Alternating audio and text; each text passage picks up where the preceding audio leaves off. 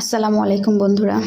দেখুন তো এই শাকটা কেউ চিনেন কিনা, আর চিনলে কে কী নামে ডাকেন জানাবেন। আমরা এই শাকটাকে শান্তির শাক বলি। শাকটা খেতে আমার খুব ভালো লাগে। আমি ছোটোবেলাতে মাঠেতে যে এই শাকটা মাঝে মধ্যে তুলতাম। তো যাই হোক, এই শাকটা আমাকে আজকে একটা খালা দিয়ে গেছে, যে খালা আমাকে মাঝে মধ্যে এসে আমাকে একটু হেল্প করে। খালাকে গতকালকে আমি এই শাকের কথা বলছিলাম যে খালা পুকুরের পাশ দিয়ে এই শাকগুলা হয়েছে, শাকগুলো আমার বেশ ভালো লাগে, ছোটোবেলায় তুলতাম। বলা মাত্র উনি মুরব্বী মানুষ, উনি আজকে সকালেই আমাকে শাকগুলা তুলে দিয়ে গেছে, এবং সেই সাথে দেখেন কি সুন্দর কচুর শাক তুলে দিয়ে গেছে।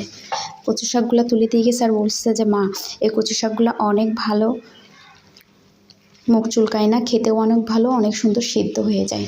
তাই আমি দেখি, বুঝছেন, গরিব মানুষ হোক আর বড়লোক হোক, যেই মানুষগুলো ভালো হয়, বিশেষ করে কিন্তু আসলে গরিব মানুষরা একটু বেশিই ভালো হয়। এদেরকে যদি একটু ভালোবাসা দেওয়া যায়, ভালো করে কথা বলা যায়, এরা পারে না যে কতটা ভালোবাসা দেয়।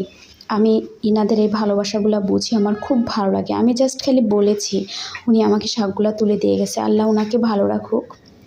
যাই হোক, আমি শাকগুলা ভাজি করব আর ওটা রান্না করব। রান্না করে আমি তার জন্যও রাখবো, কারণ সে আমার জন্য তুলে দিয়ে গেছে। আর শাকগুলা খেতেও আমার খুব ভালো লাগবে। আপনারা বলবেন কেমন হয়েছে। কচুর শাকগুলাও কিন্তু অনেক চমৎকার, অনেক। দেখেন, এটা চিংড়ি মাছ কিংবা ইলিশ মাছ দিয়ে রান্না করলে খেতে যা লাগবে কি বলবো।